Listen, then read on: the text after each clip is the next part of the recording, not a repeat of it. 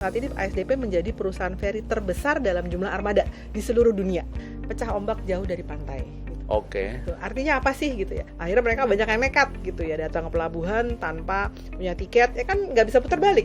Sobat PR, menjaga hubungan baik dengan stakeholders serta meraih reputasi dalamnya itu adalah hal yang sangat penting dilakukan oleh setiap organisasi atau korporasi, termasuk dengan korporasi bernama PT ASDP Indonesia Ferry Persero.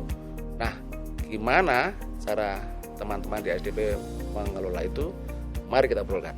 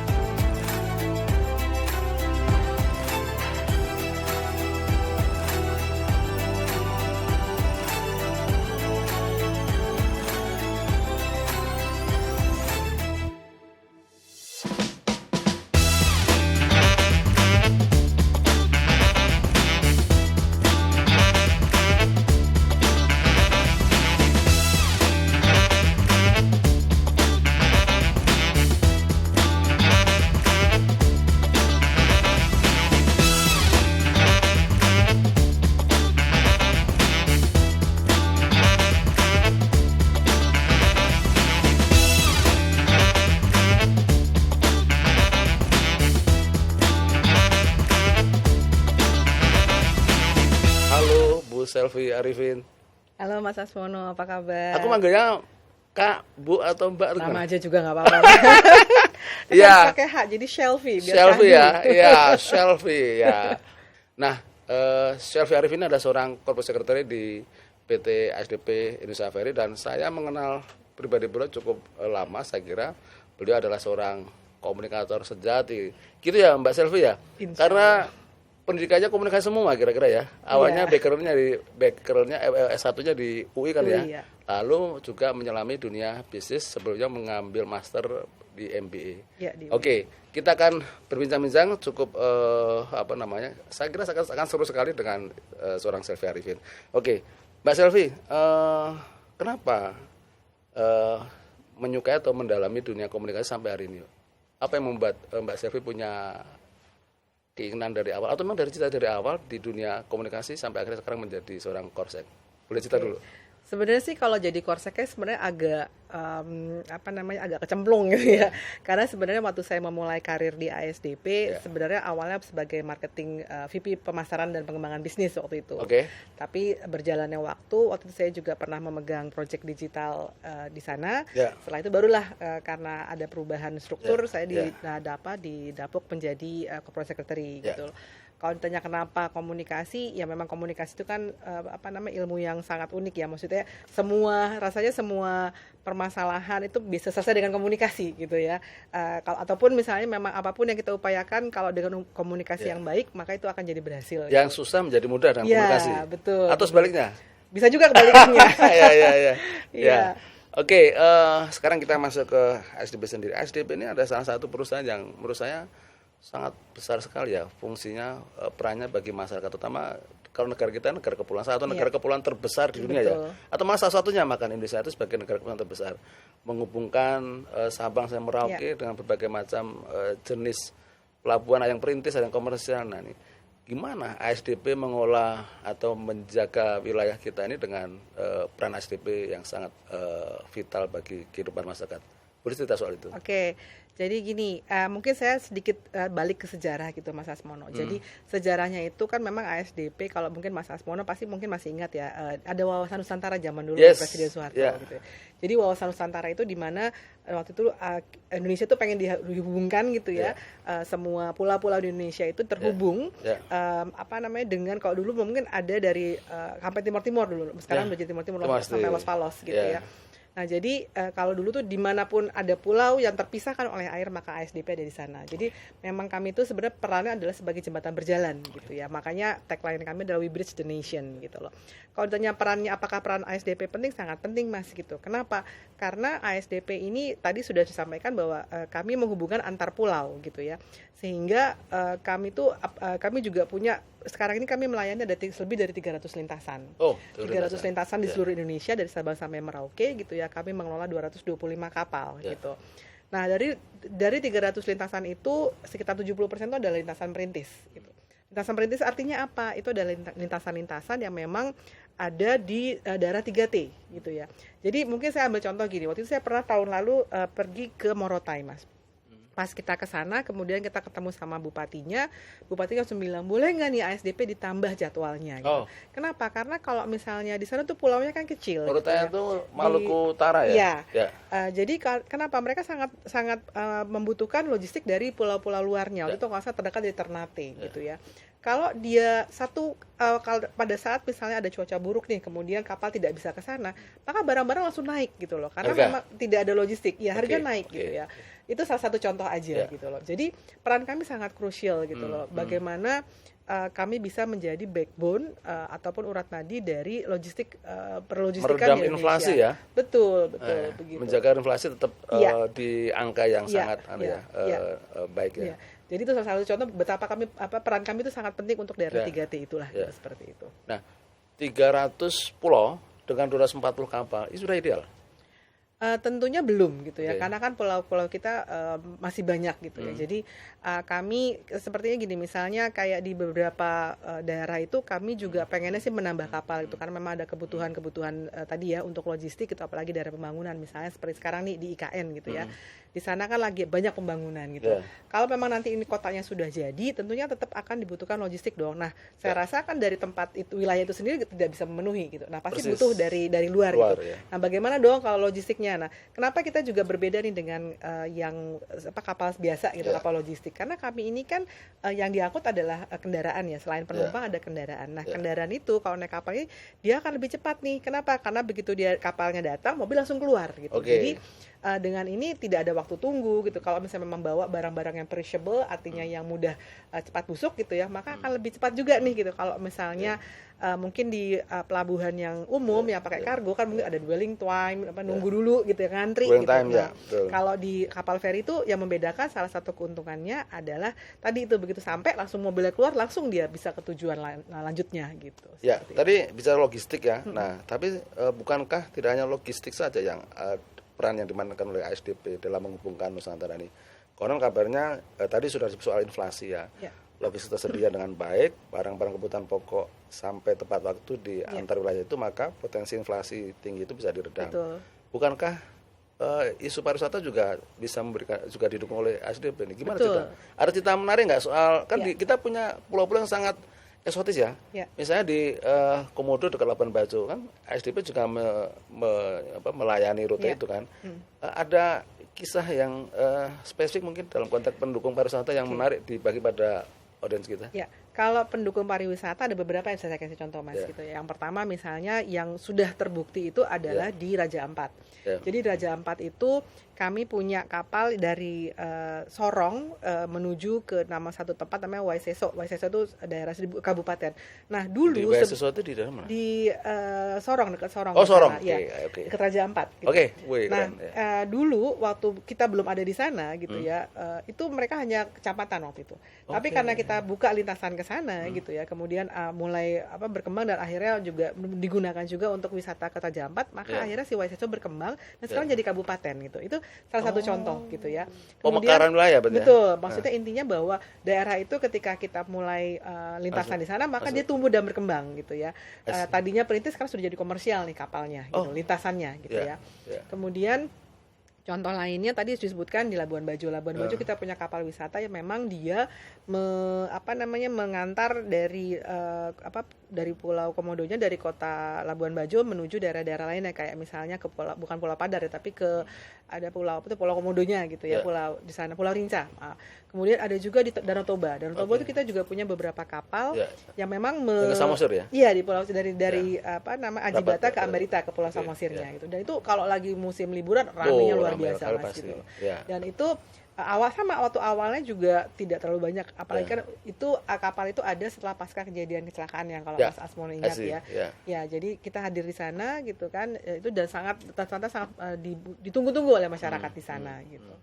Ya, oke. Saya akan nyinggung soal reputasi tadi di belakang aja. Tadi soal kebutuhan kapal yang ditunggu oleh publik itu, saya langsung teringat, ini soal reputasi, tapi nanti saya simpan. Oke, bicara soal industri atau ekosistem kelautan ini kan luas ya. Nah, ASDP adalah salah satu player di situ, penyeberangan. Tetapi juga ada yang katakanlah tetangga ASDP, pemain lain juga bergerak di dunia kelautan. Nah, ada yang jarak jauh, kapal penumpang segala macam. Di mana positioning ASDP hari ini dalam konstelasi ekosistem katakanlah pulang industri juga oke, atau ekosistem kelautan kira-kira apa yang sekarang ini sedang ditata, atau kalau boleh ada nggak reposisi atau bahkan menegaskan positioning ASDP dalam ekosistem kelautan? Silakan Mbak Selvi. Ya. Kalau kami kan, kalau visinya SDP sendiri gitu, kami ingin menjadi yang terdepan dalam menghubungkan masyarakat dan pasar gitu ya, dengan memberikan pelayanan terintegrasi, pelabuhan dan juga penyeberangan gitu loh. Jadi dari visinya kami pengen jadi terdepan nih. Jadi kalau ditanya apa positioning kami seperti apa, tentunya kami pengen jadi terdepan gitu. Nah sebenarnya kami tadi kan di awal saya sampaikan kita mengoperasikan ada 225 kapal. Nah saat ini ASDP menjadi salah satu, mungkin satu-satunya ya, saat ini ASDP menjadi perusahaan feri terbesar dalam jumlah armada di seluruh dunia. Oh gitu. Ya? Karena kalau boleh Mas Asmon mungkin research gitu ya. Jadi saat ini ASDP merupakan perusahaan kapal feri terbanyak yang memiliki kapal feri terbanyak di dunia. Seperti itu. Dengan 200 tadi itu ya? Iya, 225 kapal. Luar biasa. Kemudian kalau di Indonesia sendiri ya udah pastilah ya, karena kami memang saat ini juga dari jumlah kapal kita yang punya terbanyak juga dari bandingkan dengan perusahaan-perusahaan feri lainnya. Oke, jadi antara yang perintis sama yang komersial berapa persen itu persen? Oke, kalau antara itu masih sama sih, komposisinya 70%-nya perintis, 30%-nya adalah komersial gitu loh. Artinya banyak sekali ya, banyak. Tugas-tugas negara ya harus hadir di dalam konteks itu, melayani masyarakat yang tadi 3D tadi ya, dan lain-lain. Ya, nambahin dikit Mas. Jadi kalau tadi kan kita bilang 70%-nya lintasan adalah perintis, kemudian 30%-nya komersial.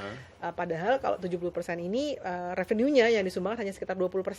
Sementara kalau yang 30% revenue 80%. Betul. Itu terbalik ya? Iya, jadi terbalik. Subsidi yang perintis ya? Memang kami adalah BUMN dan disitulah peran negara hadir gitu. Jadi memang kami pun bangga gitu bisa menjadi bagian dari agen perubahan gitu. Oke. Nah, tadi ngobrolin soal positioning di dalam ekosistem kelautan atau pelayaran. Nah, tentu kan stakeholders atau pemangku kepentingan ASDP kan banyak. Nah, saya yakin tidak hanya di dalam ekosistem kelautan saja. Nah, gimana cara mengelola hubungan dengan stakeholders ya? Baik itu di kementerian lembaga, di entitas bisnis, masyarakat termasuk teman-teman di pemerintah daerah di mana ASDP menghubungkan antar daerah itu. Suka duka dan cara mengolah hubungan dengan pemangku kepentingan yang sangat kompleks itu apa ini Mbak Selvi? Dibagi dong. Kalau ngomongin pemangku kepentingan banyak banget pastinya ya. Itu kan stakeholders ya.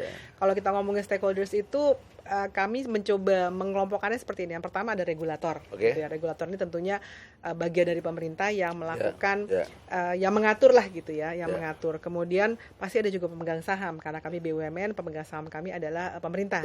Saat ini kami masih 100% pemerintah gitu ya. Kemudian tentunya ada pengguna jasa gitu ya. Pengguna jasa kan juga merupakan salah satu stakeholder kita.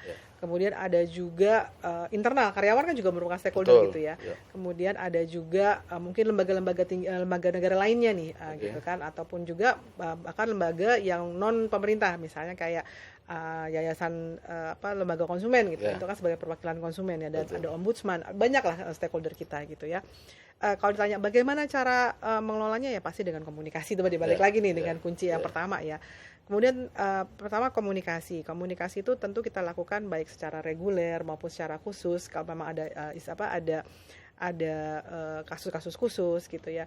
Terus gimana caranya? Ya pastinya setiap stakeholders itu cara bicara juga beda gitu. Ya kan nggak mungkin kalau misalnya saya bicara dengan regulator, kemudian bicara dengan pengguna jasa, pasti beda caranya gitu loh. Jadi memang harus pintar-pintarnya kita nih bagaimana mengelola hubungan baik dengan mereka, cara komunikasi kita gitu ya. Jadi memang agak challenging tapi ya begitu deh gitu loh ininya. Seperti itu. Yang paling sulit dengan siapa? Paling sulit ya. Beda-beda sih sulitnya. Jadi ini ya tergantung kebutuhan ya.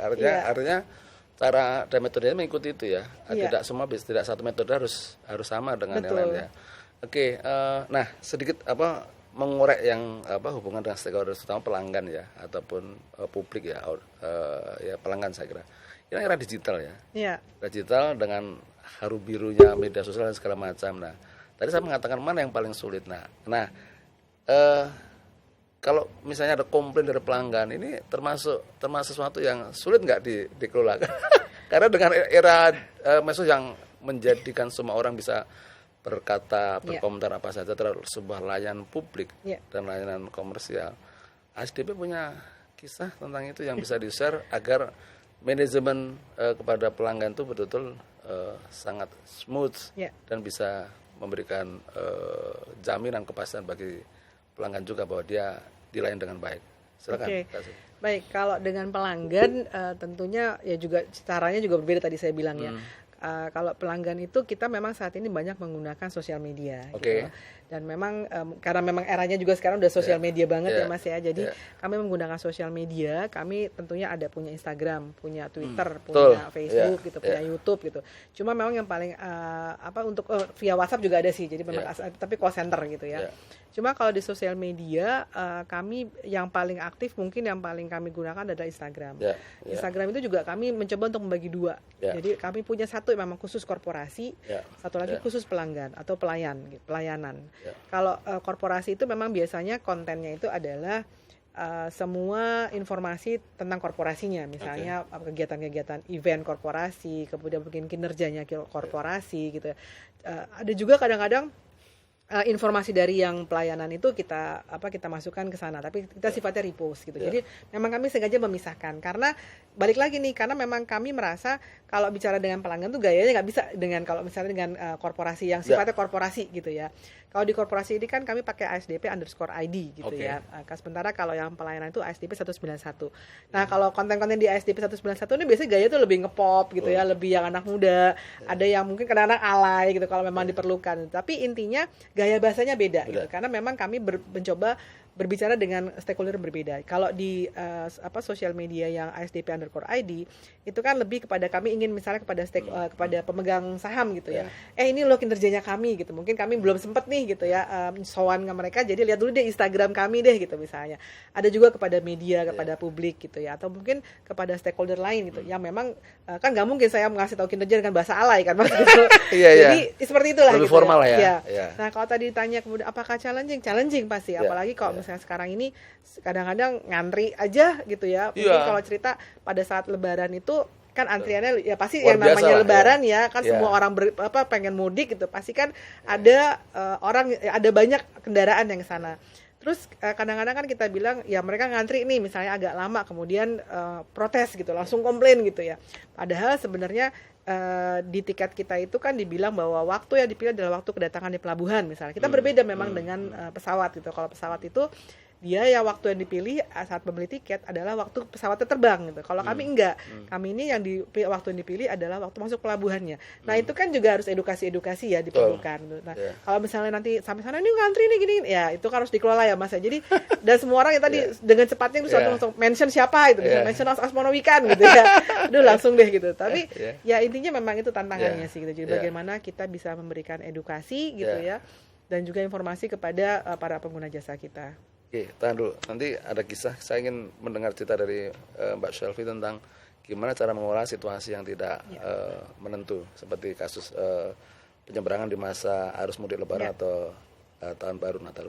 Tapi saya ingat beberapa waktu lalu ketika kami di PR Indonesia mewawancarai Bu Shelfie, kan cerita tentang menjaga hubungan baik dengan stakeholders itu adalah ibarat menabung, ya kan? Nah, gimana jelasinnya itu dan apa manfaatnya itu dalam konteks tabungan tadi bagi upaya kita sebagai perusahaan organisasi untuk tetap tetap establis di masa sulit, apalagi di masa normal maupun di masa sulit. Boleh dijelaskan menabung hubungan baik itu apa impactnya bagi korporasi? Oke. Kalau menabung itu gini, kalau saya bilangnya adalah investment gitu, investment relationship gitu. Oke. Jadi yang namanya investment relationship ya kalau misalnya sama lah, kalau kita mau investasi di pasar saham gitu kan nggak bisa langsung kita beli semua langsung dapat untung ya, kadang-kadang iya sih gitu. Tapi intinya kita harus ada menabung gitu, sedikit gitu. Nanti pada saat kita memang butuh kita ambil sedikit gitu. Nah, dalam konteks investment relationship itu menabung itu kalau saya adalah misalnya saya datangi gitu ya, saya berkunjung ke kantor stakeholder kita gitu ya. Misalnya karena saya ibu-ibu ya, kadang-kadang saya suka masak, jadi saya bawain lah misalnya kue buatan saya misalnya nih gitu ya. Ya kan biasanya lebih suasana kemudian lebih cair gitu ya. Tapi saya biasanya upayakan untuk bisa datang secara reguler tuh. Jadi bukan pas lagi butuh aja lah gitu ya, tapi sebelum saya butuh saya tadi sudah sering datang, sering komunikasi gitu. Kemudian dicermati kapan sih Bapak ini atau Ibu ini ulang tahun lah misalnya, sederhana lah minimal yang kasih ucapan gitu ya misalnya. Kemudian lagi, nah itu kan kalau misalnya kita continue terus maka hubungannya kan insya Allah akan lebih cair lah, lebih baik gitu loh. Nah bila di satu saat misalnya kita ada ya kepleset lah misalnya gitu ya, paling tidak kalau memang hubungannya baik maka si pemangku kepentingannya akan mudah itu dengan nyaman, misalnya tinggal telepon, Mbak atau Bu, ini kemarin ada gini-gini bisa dibantu nggak nih, coba dong beresin dong gitu misalnya. Tapi paling tidak kan tidak bisa jadwal informal dulu nih Mas gitu loh. Tidak tiba-tiba kita terima surat misalnya teguran gitu ya. Mungkin kan bisa ditelepon dulu gitu, atau mungkin dikasih heads up gitu ya. Jadi dalam hal ini investment of relationship itu penting gitu loh. Jadi karena dengan hubungan yang baik itu maka paling tidak kita bisa ya mungkin setengah kamar dulu lah sebelum kita terima yang resminya misalnya seperti itu. Gitu. Dan itu proses komunikasi menjadi lebih nyaman ya kalau hubungan baik itu terjalan baik ya. Betul. Iya. Nah, tadi ada yang Mbak Shelfie mengatakan soal tidak saat butuh saja berkomunikasi. Nah, ini saya sering dengar dalam konteks hubungan dengan media ini. Nah, di kalangan kawan-kawan jurnalis itu kan, wah ini Anda datang cuman kalau mau ada press conference, mau siaran pers harus naik. Nah, ngejaga hubungan, nah ini spesifik pada media ya. Bagaimana ASDP, terutama Mbak Shelfie dan tim mengolah hubungan baik dengan kawan-kawan media? Apa saja yang dirancang selama ini dan supaya awet berkelanjutan tuh apa resepnya? Iya. Kalau kami ya balik lagi menjaga hubungan tadi, misalnya kami punya program reguler gitu. Misalnya kalau yang secara korporasi kami punya minimal setahun sekali itu kita ada namanya press tour gitu ya. Jadi di mana kami mengundang para media ini yang memang mitranya kami untuk datang berkunjung ke misalnya ke pelabuhan kami gitu ya. Pelabuhan kami ajak mereka untuk melihat bagaimana sih operations di pelabuhan. Nah, kayak misalnya contoh tahun ini kami kan ada baru ini bangun satu kawasan terintegrasi kawasan pariwisata di Bakahuni Harbor City gitu ya. Mas sudah sempat ke sana belum Mas? Mana? Bakahuni. Sudah. Oh sudah. Okay. Udah berapa kali nyebrang. Ya tapi BHC-nya udah lihat. Bakahuni Harbor City-nya yang sekarang ada masjid, ada Krakatau Park belum ya? Yang ada mallnya itu kan? Iya, tapi itu kan pelabuhannya. Nah, anyway, belum. Ya di Bakahuni itu kita punya namanya Bakahuni Harbor City. Itu sebuah kawasan terintegrasi. Sudah resmi kan? Kemarin baru beberapa ini, tapi kalau kawasannya belum gitu. Insya Allah mungkin September ini ya. Wah, keren. Jadi Bakahuni Harbor City ini adalah sebuah kawasan pariwisata terintegrasi. Ada seluas sekitar 164 hektar gitu ya. Tapi yang saat ini fase satunya sudah jadi gitu ya. Di sana ada masjid. Kita punya masjid BSI yang cantik banget karena itu dia punya viewing deck. Itu kalau bisa muter 360 derajat jadi kayak tawaf lah gitu, latihan gitu ya. Tapi itu view-nya tuh laut gitu ya, cantik banget. Kemudian ada UMKM Mandiri, itu ada tempat makan di sana dengan view juga yang cantik. Kemudian ada tempat bermain, ada Krakatau Park. Jadi itu kita kerjasama dengan Jatim Park karena Jatim Park ini merupakan salah satu theme park di domestik ataupun nasional yang cukup sukses. Jadi kita kerjasama dengan dia. Kemudian ada Selasar BTN, kemudian ada Menara Siger nanti akan menjadi satu tempat museum, dan juga kita punya amphitheater terbesar di Indonesia, amphitheater open terbesar di Indonesia, bisa menampung 10.000 orang. Keren. Gitu. Jadi bisa nanti mungkin podcastnya di sana nanti. Untuk konser bisa di sana ya? Bisa banget. Podcast sambil konser boleh tuh. Iya.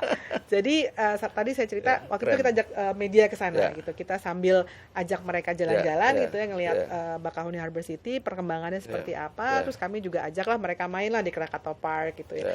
Itu salah satu program reguler kami gitu loh. Di luar itu kita juga punya program misalnya ada lunch gathering lah, lunch meeting dengan media gitu, di mana kita update mereka tentang kinerja ataupun tentang program-program kegiatan kita. Nah itu di kegiatan-kegiatan itu kan pasti kan karena acaranya informal, bahkan hubungan lebih cair gitu. Jadi, nah itu juga sama. Jadi kalau memang hubungan kita sudah lebih personal gitu ya, maka kalau misalnya tadi kalau memang kami lagi menghadapi tantangan-tantangan lain lah gitu ya, kita bisa tinggal telepon nih gitu loh. Mas ini gimana, bisa nggak kita ya ini deh gitu, coba di apa ya, mungkin tonnya agak diturunin dikit ya gitu. Walaupun nggak jaminan, tapi intinya itu ketika hubungannya komunikasi terbangun lah. Iya, gitu. Jadi lebih enak lah ngomongnya gitu kan, nggak harus kenceng-kencengan tapi udah bisa lebih santai gitu. Gitu. Oke. Dalam komunikasi itu ada satu isu yang menurut saya sangat penting, ini konsistensi pesan ya. Kadang-kadang kita berkomunikasi cukup sering, banyak, frekuensinya tinggi, kanalnya juga banyak banget, tapi kadang-kadang pesannya nggak konsisten. Nah, ngejagain itu atau mengelola, memastikan konsistensi pesan kepada multiple stakeholders tadi, itu kan ada strateginya. Gimana Kak Selvi dan tim di ASDP menjaga konsistensi pesan itu sampai ke stakeholder yang memang secara spesifik tadi sudah dikategorisasi tadi. Kalau itu kami ada mungkin selain dengan perencanaan yang baik tentunya. Ini kayak buka dapur sedikit boleh? Iya nih kayaknya sampai sini apalagi nih. Oke, kalau dari kami sih mungkin 2 hal aja sih Mas gitu. Yang pertama perencanaan gitu ya. Kemudian mungkin 3 perencanaan, kemudian implementasi dan kemudian evaluasinya seperti apa gitu. Karena di perencanaan itu kan ketika kita punya perencanaan tertulis gitu ya, program kerja kita ada dan ini kan sifatnya tuh memang satu harus tone-nya ataupun informasinya itu semua sama gitu. Jadi itu ketika kemudian kita ada evaluasi juga kita cek ini kira-kira pesan yang keluar nih yang dari di media ini udah sesuai apa belum sih? Kalau belum, udah relevan belum? Nanti kalau misalnya memang kan kita ada media monitoring misalnya ya, media monitoring itu juga salah satu upaya kita untuk menjaga tadi konsistensi itu ya. Kalau misalnya memang ada yang sekitar, ini kok kayaknya nggak sesuai nih ya, kita coba bikin rilis lagi misalnya, atau mungkin kita ajak ngobrol sama wartawan, kita jelaskan bahwa sebenarnya terjadi tidak seperti itu loh gitu, seperti kita jelaskan ulang gitu misalnya itu. Tapi kalau mungkin saya mau cerita lebih kayak ke internal gitu ya. Di internal itu kan juga tadi kan ya Karawang sebenarnya kalau boleh dibilang salah satu pemangku kepentingan juga gitu. Nah di internal itu kita juga pakai ada beberapa media, misalnya kita punya town hall. Town hall itu adalah sebuah sesi di mana di mana top manajemen itu dari Dirut khususnya berbicara dengan seluruh karyawan itu. Untungnya kita sudah punya teknologi Zoom gitu ataupun webinar gitu. Jadi kalau dulu hanya misalnya di kantor pusat, sekarang udah bisa seluruh Indonesia gitu ya. Kita punya karyawan sekitar 6.000, semuanya bisa ngikutan gitu loh. Itu. Nah, satu itu. Kemudian kita punya ada website gitu ya. Kita juga punya tadi di Instagram tadi sosial media. Plus kita punya sistem kalau di namanya FAS. FAS itu adalah Verision Access Support. Itu adalah media internal komunikasi kita di mana kita ada punya kayak semacam website lah gitu. Itu akan menginformasikan program-programnya korporasi kepada karyawan.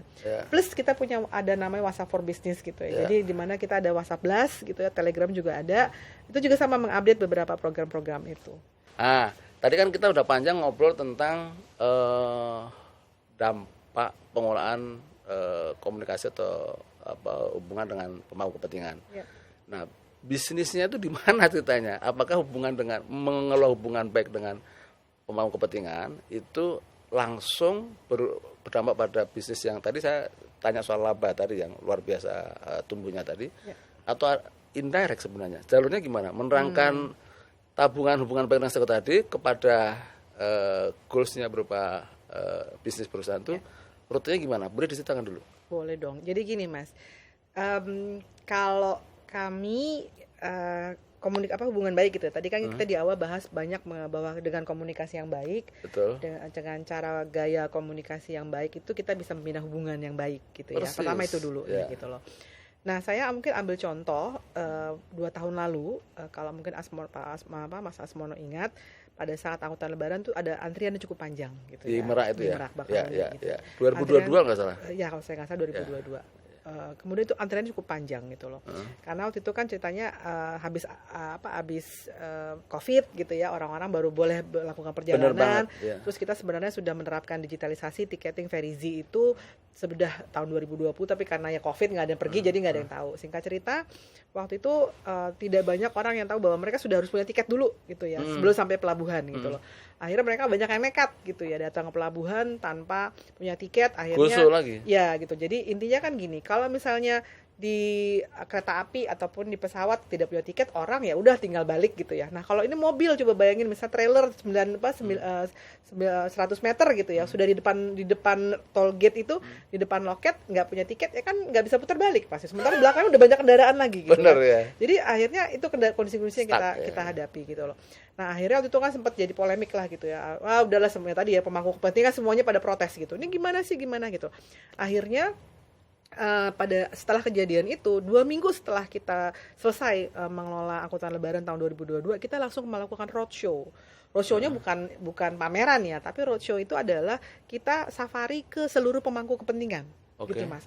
Kita datang ke Kapolri, kita datang ke Kakor Lantas, kita datang ke Gubernur, kita datang ke Kemenhub, kita datang ke ke YLKI juga gitu. Kita datangin banyak. Untuk menjelaskan apa? Untuk menjelaskan apa yang sebenarnya terjadi dan dukungan apa yang kami butuhkan.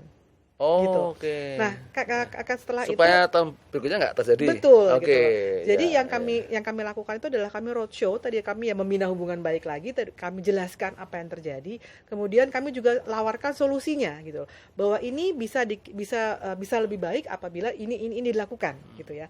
Nah, kemudian dampaknya apa, Mas? Gitu. Dampaknya di tahun berikutnya. Itu sampai akhirnya bisa sampai ke presiden gitu ya. Kita sampai waktu itu jadi masuk di ratas gitu ya, masuk di ratas presiden, sehingga akhirnya turunlah kebijakan dari presiden waktu itu kepada kementerian pendukung. Salah satu contohnya misalnya dari Kementerian PUPR akhirnya melebarkan jalan gitu Mas, menuju ke pelabuhan. Kemudian ini masih Merak ya? Iya, masih di Merak. Itu salah satu contoh aja yang ingin saya ceritakan. Kemudian termasuk waktu itu dari anggota DPR juga mendukung. Kemudian ada kebijakan misalnya harus ya tadi kebijakan kami yang sifatnya tadi harus bertiket itu sampai pada saat tahun depannya Presiden datang ke Pelabuhan Merak untuk membantu melakukan sosialisasi.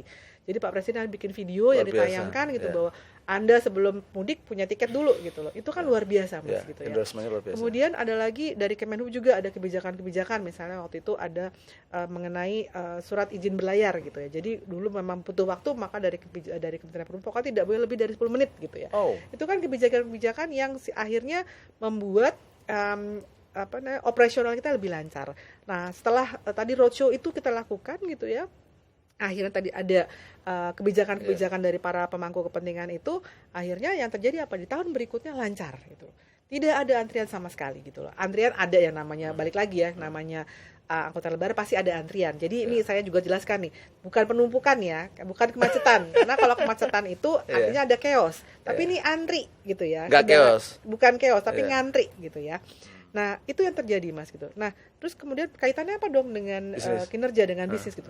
Ya kalau misalnya ini antri, tentu kan banyak yang bisa dilayani, reputasi kita jadi baik, dan tentu ya ujung-ujungnya kan kinerja dong gitu. Karena banyak yang tadi dilayani, pelanggannya datang, kita dapat mereka beli tiket, dapat masukan, dapat revenue, dan tentunya laba gitu loh. Dan benar 22 ke 23 itu tumbuh labanya. Betul. Jadi mengatasi kasus 2022 dengan roadshow tadi, kemudian ada perubahan kebijakan soal pengantri tadi tersosialisasi dengan baik ya. Betul. Nah, luar biasa nih. Berarti boleh di state di sini ya dalam obrolan praktis kita bahwa ternyata menjaga hubungan baik dengan stakeholders itu manfaatnya gede banget. Dan tuh sorry itu sih kita harus mengatakan pada teman-teman di CFO ya bahwa ini komunikasi reputasi itu menghasilkan bisnis ya. Iya, betul banget Mas. Bangga dong sebagai orang komunikasi ya. Iya bangga dong. Nah mungkin tambahan juga gini. Kalau misalnya kami kan di komunikasi tadi kan setelah udah kinerja yang baik tentu kami harus beritakan juga dong gitu. Apalagi kami ini kan perusahaan transportasi ya. Kami perusahaan logistik gitu ya, di mana kami menyeberangkan pengguna jasa baik penumpang orang maupun juga barang gitu ya. Nah, yang kami jual tuh apa sih? Trust gitu loh, bener nggak? Jadi kalau misalnya kami, ya amit-amit gitu ya, misalnya ada kecelakaan kapal, misalnya kapal kami ada masalah gitu, tentu kan siapa yang mau naik kapal feri gitu ya. Nah, yang kami jual tuh trust gitu loh. Nah, karena itulah kami harus terus memberitakan berita baik tentang kinerja kami maupun juga tentang kinerja operasional gitu, bahwa memang kapal kami ini situasi di pelabuhan seperti apa, sekarang sudah lebih nyaman, kapalnya ada renovasi mungkin, kemudian tiketingnya seperti apa, itu yang kami lakukan gitu, karena memang kami jualan trust gitu loh. Oke, nah nyambung aja langsung kepada gimana cara mengelola reputasi ya. Tadi dibilang bahwa soal trust ya. Nah, trust inilah yang kemudian pada akhirnya menimbulkan reputasi ya kan. Trust ketika penumpang, stakeholder mendapatkan trust dari layanan ASDP, nah mereka membangun persepsi bagus dan itu reputasi bagi ASDP. Nah, apapun nama tadi disebut antrian, bukan penumpuan ya, yang terjadi pada 2022 tadi, mungkin tadi keluar setelah dari posisi post covid tadi, itu kan orang ada mempersepsikan ya di media sosial, saya baca di mana-mana, wah ini sudah krisis ASDP. Tapi kemudian dengan cara yang sangat cerdik dan strategik tadi, ada roadshow setelah itu lalu kemudian mengubah situasi tadi. Nah, apakah ini bisa dikatakan sebagai berkah dari situasi yang tidak kata mungkin bahasa lebih enaknya, situasi yang sangat menantang tadi menjadi sebuah peluang. Boleh bilang begitu nggak? Bisa, dalam arti gini, pada saat tadi tahun 2022 kan ketika terjadi antrian panjang tadi itu gitu ya, kan ya akhirnya ada berita di mana-mana lah gitu. Betul. Paling tidak dengan adanya berita itu ya orang jadi kenal ASDP. Oh, ternyata ASDP nih yang mengelola pelabuhan, mengelola ferry gitu. Walaupun beritanya agak negatif. Walaupun beritanya agak negatif gitu. Tapi ya kita memanfaatkan gitu. Dalam arti memanfaatkan apa? Akhirnya kan kami harus melakukan juga pemberitaan-pemberitaan lain yang lebih positif gitu ya, untuk saya tidak bilang mengcounter ya, tapi untuk mengimbangi gitu ya. Nah, ketika kita melakukan pemberitaan-pemberitaan lain, misalnya kayak rilisnya pelayanan, kami sudah misalnya ada penambahan channel, sales channel gitu misalnya untuk tiketing. Kemudian misalnya ada kapal lintasan baru gitu misalnya, atau misalnya tadi ada penambahan fasilitas di atas kapal gitu ya. Itu kan harus kita beritakan. Nah, ketika beritakan orang bisa terasuasi, oh ini ASDP kemarin ini ngantri ya, oh sekarang udah lebih bagus nih gitu. Jadi paling tidak nama ASDP lebih naik gitu. Jadi mereka juga bisa melihat bahwa walaupun kemarin ada keplesetnya gitu ya, tapi tadi udah dibersihin kok nih, jadi apa yang licin-licin tadi udah dibersihin nih gitu, jadi nggak akan kepleset lagi gitu. Kurang lebih seperti itu, Mas. Oke, Sobat PR dimanapun Anda berada, Anda masih bergabung dalam obrolan praktis pada topik mengolah hubungan dengan stakeholder dan bagaimana menjadikan sebuah reputasi. Kita bincang-bincang dengan Selvi Arifin, Corporate Secretary dari PT ASDP Indonesia Ferry Persero. Mbak Selvi, kita sudah mendekati ujung obrolan kita ya, tapi ada satu dua lagi yang mau saya tanyakan sebelum kita nanti lihat ada pertanyaan dari netizen, dari Sobat PR yang ini kan kayak era medsos. Kita juga mengundang teman-teman Sobat PR untuk nanya lewat medsos. Nah, apa yang ingin disampaikan pada Sobat PR di seluruh Indonesia tentang mengubah peluang dari situasi tidak menyenangkan atau katakanlah krisis menjadi sebuah berkah bagi sebuah organisasi, dengan pengalaman Mbak Selvi di ASDP beberapa kali mengalami situasi itu. Apa yang ingin Anda berikan sebagai tips pada kawan-kawan Sobat PR ini? Oke, silakan. Kalau tipsnya itu mungkin saya gini, yang pertama adalah ini masih ada hubungannya dengan mengelola stakeholder juga tadi ya. Jadi gini, kalau saya tuh tipsnya yang kami lakukan juga adalah pecah ombak jauh dari pantai gitu. Oke. Gitu. Artinya apa sih gitu ya? Artinya ketika memang ada masalah gitu ya. Tadi ketika kita datangi si pemangku kepentingan ini, jangan langsung di forum besar gitu. Apalagi kalau misalnya kita ada meeting-meeting besar gitu. Jangan diskusikan ataupun sampaikan masalah yang kita hadapi itu di forum besar. Jadi sebelumnya cari sampai waktu, pantai ya. Jadi cari waktu dulu, misalnya jelaskan dulu apa sih sebenarnya permasalahan yang terjadi. Jelaskan dulu solusinya kira-kira apa gitu ya. Kemudian itu langsung to the point pada si pemangku kepentingan. Iya, betul. Jadi misalnya tadi ya saya sampaikan misalnya gini, ada waktu itu ada kendala dengan dengan polisi itu misalnya mengatur, karena polisi kan di luar pelabuhan yang mengatur lalu lintas adalah kepolisian gitu ya. Kita harapannya kayaknya idealnya kalau masuk sebelum pelabuhan tuh ngantrinya gimana nih gitu misalnya. Baiknya pola operasinya seperti ini. Nah, kan biasanya memang kita akan ada rapat-rapat besar persiapan angkutan lebaran gitu misalnya. Ya jangan di pada forum besar itu. Sebelumnya kita udah ketemu dulu nih gitu misalnya. Kita ketemu dulu, kita jelaskan gitu. Kalau ini begini baiknya begini. Nah, kita diskusi dulu sampai kita sepakat gitu. Baru nanti itulah yang akan disampaikan pada saat rapat besar gitu. Itu salah satu tips nih gitu yang menurut kami cukup efektif gitu ya. Jadi pecah ombak jauh dari pantai gitu. Menarik nih peribahasa ini. Ya. Kemudian hal yang lain lagi itu adalah tadi ya kalau kita ngomong riding the wave gitu. Ini karena kita main di laut ya Mas ya. Jadi kita main ombak nih. Riding the wave itu tadi ketika memang misalnya ada ada pemberitaan negatif gitu ya. Ya udah nih gitu. Maksudnya ya memang pasti kan ya sakit hati apa gimana gitu, kesel gitu ya. Tapi ya udah kita manfaatkan itu tadi untuk bagaimana kita mengimbangi gitu, menyampaikan informasi-informasi yang sifatnya lebih positif tapi tidak mengcounter. Jadi kita juga menghindari saling jawab-jawaban lah di media gitu. Tapi kita coba himbari dengan pemberitaan-pemberitaan yang mungkin lain tapi nyerempet-nyerempet tapi yang positifnya gitu, seperti itu.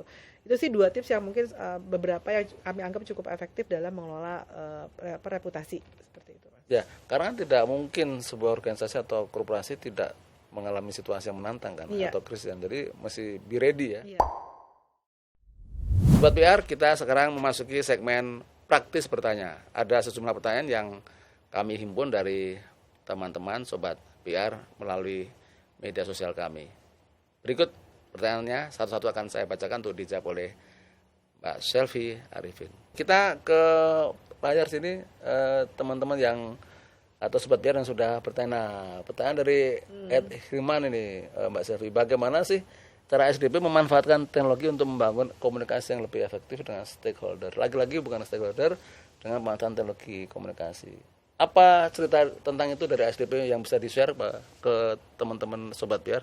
Mbak Selvi silakan. Ya, kalau teknologi sih mungkin ya tadi ya di awal kan tadi sudah saya sampaikan bahwa ada sosial media itu berperan banget gitu. Persis. Ya. Sosial media kalau dalam hal ini mungkin lebih pada pengguna jasa gitu ya. Pengguna jasa itu bagaimana kita mengkomunikasikan. Kalau tadi saya cerita misalnya tahun 2022 mereka nggak paham nih kalau ternyata sudah beli tiket naik ferry hanya bisa beli tiket lewat Ferizi gitu. Nah, kami harus sosialisasikan lewat apa? Lewat sosial media gitu, lewat media lewat statement-statement di medianya gitu ya. Kemudian mungkin di YouTube dan termasuk di radio juga gitu ya. Banyak hal yang kita lakukan. Itu merupakan teknologi-teknologi yang teknologi sosial media lah gitu. Tapi juga tidak terbatas pada pengguna jasa. Misalnya tadi saya sampaikan juga pada stakeholder gitu ya. Stakeholder itu kan ketika mungkin dari pemegang saham gitu loh. Oh, ini kemarin mereka punya event ini. Oh iya mereka sudah punya program baru ternyata gitu ya. Mungkin kan belum sempat tersampaikan tapi sudah mereka bisa lihat gitu ya.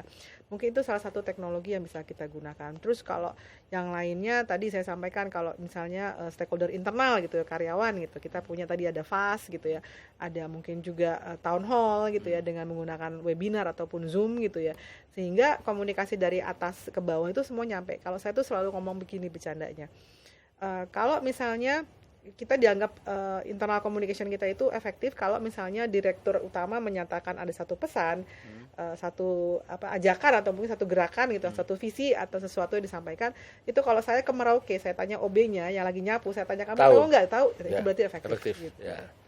Gitu Mas. Dan itulah sesungguhnya peran teknologi komunikasi ya. Mengantarkan satu pesan dari top manajemen dan tidak terdistorsi gitu. Iya, tidak terdistorsi dengan baik. Oke, kita ada lagi pertanyaan nggak? Oke, kita lihat. Oke. Dari @Stefani_setia. Gimana ya ASDP memastikan kalau suara dan feedback dari semua stakeholder tidak hanya didengar tapi dipertimbangkan dan tentu mungkin diimplementasikan. Oke. Kalau ini mungkin saya ambil contoh tadi ya saya sampaikan ya, kalau khususnya mungkin regulator gitu ya, ataupun stakeholder yang sifatnya dalam lembaga pemerintahan gitu ya.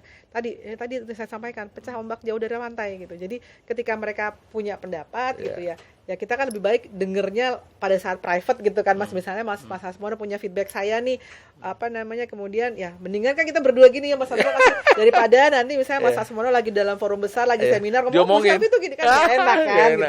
Jadi itu yang menurut saya bagaimana kita bisa mendengarkan gitu, dan ketika kita berdua kan mendengarkan juga lebih enak kan. Oh iya, saya paham. Mungkin saya punya kesempatan juga untuk menjelaskan gitu, misalnya nih duduk perkara seperti apa. Kemudian mungkin kita bisa diskusi solusinya yang paling pas seperti apa sih gitu loh. Nah, dan pasti Mas Asmono kalau dalam berdua gini kan saya didengar tadi gitu. Mas Asmono yakin bahwa pesannya Mas Asmono itu didengar dan kemudian dipertimbangkan gitu ya. Jadi itu sih yang mungkin menurut saya adalah tips yang cukup jitu gitu loh. Termasuk misalnya ada suara-suara dari konsumen ya. Nah, itu salah satu contoh misalnya soal tarif misalnya. Itu kan suka tarif penerbangan suka naik turun dan segala macam. Itu kebijakan bukan hanya SDP kan kalau tidak salah. Nah, gini penentunya kan di DPR sama pemerintah ya? Ya, jadi gini, kalau di Ferry itu kalau misalnya di antar provinsi nanti keputusannya di Menteri Perhubungan. Kalau di dalam provinsi itu biasanya dari bupati ataupun gubernur gitu ya. Tapi saya ingin menyampaikan bahwa tarifnya ASDP itu sangat highly regulated gitu. Jadi sangat diatur pemerintah gitu ya. Jadi kenapa kita juga berbeda kalau misalnya di penerbangan atau mungkin kereta api mereka punya batas atas batas bawah nih gitu. Makanya mereka suka bisa main diskon dan lain-lain. Kalau kita enggak gitu. Kita fix gitu loh. Dan kalau boleh diingat sepanjang salah satu kami adalah satu-satunya transportasi tidak pernah dapat tuslah gitu loh. Jadi kalau penerbangan ataupun yang lain-lain pada saat angkutan lebaran itu dapat bisa lebih tinggi gitu gitu. Jadi kita nggak pernah Mas gitu. Jadi begitu. Walaupun yang tarif komersial.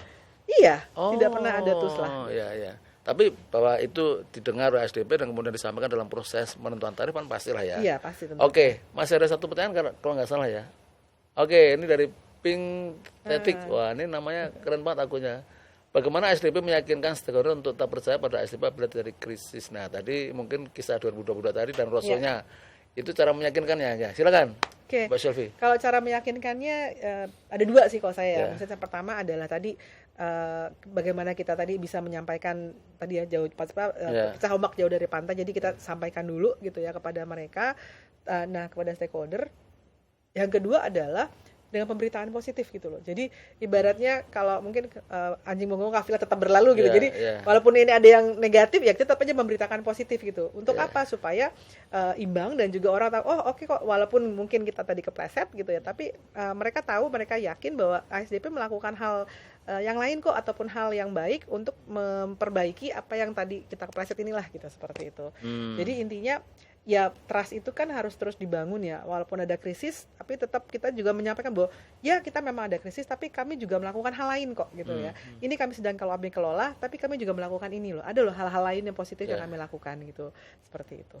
Oke, Sobat PR, kita ada di ujung pertemuan dengan Shelfie Arifin, Corporate Secretary PT ASDP Indonesia Ferry Persero. Kita sedang membincang tentang hubungan dengan stakeholder serta bagaimana meraih reputasinya. Mbak Shelfie, ini sebelum kita tutup ya, sekali lagi kalau boleh dirumuskan dalam kata atau kalimat singkat, hubungan stakeholder atau stakeholder relation dengan reputasi, itu mungkin 3-4 kata untuk mengaitkan dua hal tadi, apa yang bisa Mbak Shelfie state pada Sobat PR yang nonton podcast kita ini? Atau kalimat pendek, satu kalimat pendek, boleh ya. Mengelola reputasi itu memerlukan komunikasi yang baik gitu ya. Jadi bina hubungan baik dengan stakeholder Anda dan pecah ombak jauh dari pantai. Saya rasa itu salah satu cara yang jitu untuk meraih profit dan juga meraih hubungan yang baik. Pecah ombak jauh dari pantai dan menggunakan komunikasi untuk mengolah stakeholder yang sebaik-baiknya. Terima kasih Mas Shelfie.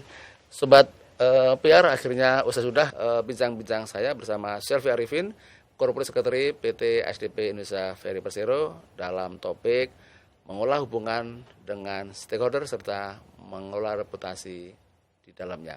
Saya Asmono Wikan, sampai jumpa dalam obrolan berikutnya. Tapi